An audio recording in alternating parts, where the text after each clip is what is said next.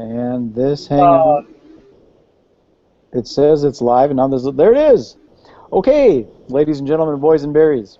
This is Magic Brad, SynergyCafe, Synergy Collaborative, and we are on Google Hangouts again, and we're just commenting that this is actually a lot easier once you understand the few little buttons. And I've got my good friend Damon Dickinson on the line, and Damon, are you there? Hey, Magic Brad. Yeah, these tools are amazing. A lot of fun learning them. It is, and once you get a good, a decent internet connection, because I do these sometimes outside at Medea's coffee bar when it's nice, and she's got a juice bar down here in Arden. And it's nice just sitting on the sidewalk, and the Wi-Fi works fine, and I've done them on there. So if you got a good connection, it works. And today, I'm kind of casual. I haven't done my hair. Just kind of hanging out on the couch.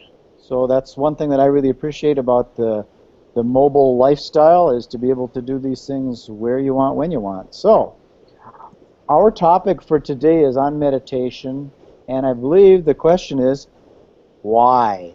Why should somebody meditate? There's so many other things to do. I've got a busy life. I've got things I've got to get to. Why should I take the time to meditate, Damon? That is an excellent question, and having a busy life is probably the best reason. I've heard that. I've heard that. I remember the phrase and where I heard it, but it was like, I've got twice as much to do today, so I need to sit twice as long before I get started, is the essence of it.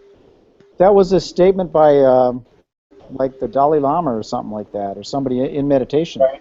That you should, if you got more to do, you should spend more time meditating.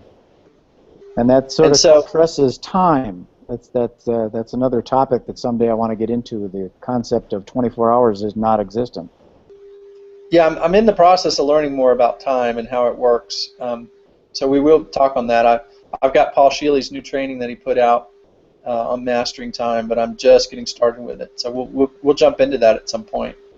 But coming back to why to meditate, you know, the simplest answer, and for most people, it's to relieve stress, to relax. You know, we live in a very busy modern world, especially here in the United States, but around the world, and people are looking for ways to de-stress. That is, I believe that's the primary reason that brings most people to meditation. There are certainly mental and physical and spiritual reasons too, but I still believe that's the biggest one. Okay, so the reason to de-stress is because they say that stress kills, but I would kind of wonder, so how does meditation, why not just relax instead of meditating? Yeah, that is a good topic, and I'd really like to get into that in a deeper conversation when we get into the benefits, which will be our next answer to our next question, which are, you know, what are the specific benefits of meditation? Staying on just with the why for a little bit longer for today's topic. Some people come for the spiritual reasons. You know, they realize that there's more to their consciousness, or there's more to life, and they're looking for a way to allow themselves to discover what that is, whether it be some form of higher power, God, or becoming more present and connected to nature, or to just stillness, in order to see deeper into their own mechanisms of thinking and feeling and consciousness, and to discover what's below everything, what's at the foundation of consciousness. So there's that spiritual why that people come.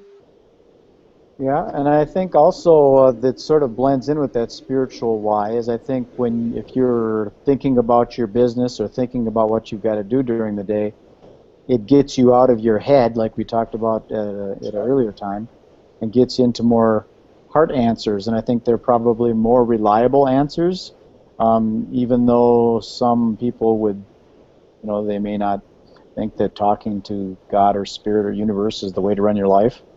But I think you get better answers when you can get to a less stressful, peaceful point, like if you meditate, and then when you come out of it, you'll get much better answers of how to go on with your day.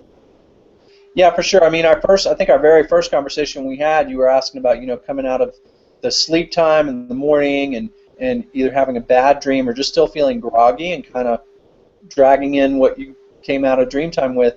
And I believe that morning meditation is the best way to reboot, reset, and to start fresh. You know, because it's so easy for the mind to kick in and going, well, we've got to do this, we've got to do that, and it's not always prioritized. You know, it's quite often whatever our biggest stress is. And so being able to meditate, be present in the moment, be able to tune into, you know, you talked about, you know, our intuition or even our heart, because I believe a lot of our highest intuition comes from our heart, so that our emotional body is aligned with our mental body and they're in proper synchronization with each other. That we're actually taking direction from our heart and then allowing our mind to follow up with the how. I think it's much more important to be in touch with our purpose and what's most meaningful and important to us, which is where our heart wisdom comes in, and then let our brain figure out how to make that happen. So as far as doing it the first thing in the morning, is it like as soon as you wake up, go right into it? Or would a person get up and check their email and maybe send out a couple of emails? Or would that almost be a waste of time because you didn't get clear first before you started? And if you're anything like me when it comes to email, that's a rabbit hole. And it's a recipe for disaster and distraction. But I mean not just email, but I mean actually starting your productive day. Yeah. You think maybe you should meditate first so your productive activities are actually productive. It's a good question. I mean, different people have different priorities, and I do believe, and I'm learning to implement this even more in myself, both on the spiritual side from meditation, from the practical side, that we really should evaluate what our most important outcomes, goals are, and what most important high lifetime value activities are most important, and do those first thing in the day. So if someone's spiritual life and spiritual growth is, you know, top of the list for them, then I say you start with the most important things and then fill in. It's like, I think it was Covey that had the analogy of you've got a glass and you've got rocks and you've got pebbles and you've got sand and you've got water. And if you put water in first, nothing else is going to fit. You throw the sand in there, it's going to push the water out. If you put the sand in first, then you're not going to have room for the pebbles and the rocks. You might get a few pebbles in there. You're not going to get it all in there. But if you start with the big rocks, which represent the most important thing, the biggest things in your life, and then the pebbles, and then the sand, and then the water, each one fills in the empty places.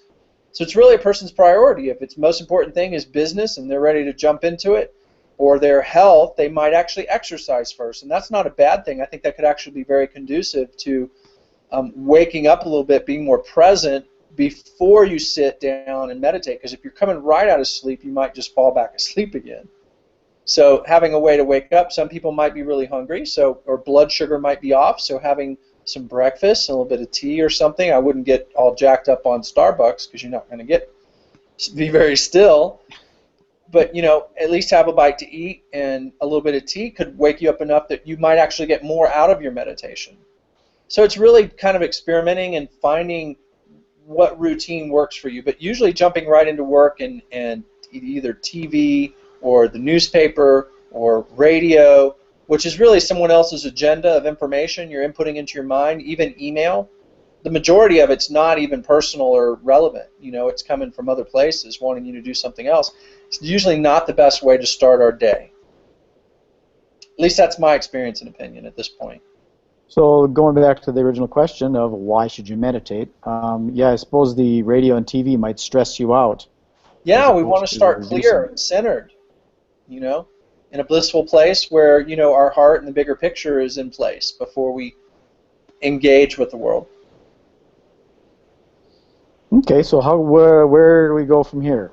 We answered the big question. Well, let's see some other reasons why you should meditate. So we talked about relaxation, we talked about the spiritual aspect. There's also the mental aspect, which we spoke to a little bit, that rebooting, centering. Not only does it help us relax physically, but it helps our mind to be clearer and to reprioritize, again, with our heart. And it also does contribute quite a bit to our physical health and ability to relax. So in my thinking, getting into for me, meditation is more getting into a neutral state where you don't have that monkey mind.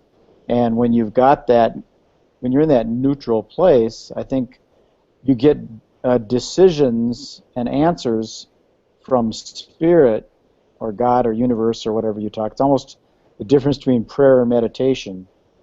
What did they say? We did that before. When you pray, you're asking. When you meditate, you're getting the answers. You're listening. Yeah, you're listening. Yeah. And I think I mean, where do those answers come from? When you're in a meditative state, and you ask the question, where does that answer come from? So are you asking me that? Sure. Well, for me, those answers come from my heart, and through my heart anyway. They don't necessarily originate in my heart, but they come through my heart. I believe through my own direct experience in my practice in meditation and prayer that my heart is my direct connection to spirit and to the source of all life and love. And see, I'm in agreement with that 100% too, because I think as soon as you get into your brain, all you're functioning off of is what you've already learned in life, and you're using that as a like a rationale for doing whatever you're going to do, and it's kind of like old news. It's not new stuff. Yeah. Well, there's a deeper subject to that, because I actually believe it's more than just our brain, which is the physical part. There's mind associated as well, and so there is brain, which is this lifetime's worth of information, but mind is really the aggregate of our whole soul. So it's the aggregate of all our lifetimes. So there's a bigger reservoir there. When you talk about subconscious and unconscious and superconscious and the whole realm of the mind, there's a bigger pool there, but it's still self. It's separate from source. But do you think that's coming from the head? Yes. Yeah, the seat of the soul is the pineal gland. It's in the middle of the brain. That's the physical representation of it. I see what you're saying. But it's connected to our soul. It's not connected to source. It's not connected to our higher self, our true self. It's just the aggregate, the collection of all our lifetimes of information and memory and experience. Well, this is fun talking with you about this stuff, because I've studied a lot of the things myself, and like I said, I'm not trained in meditation or any spirituality. I'm not a member of any church or specific religion. It's pretty much more universal law for me.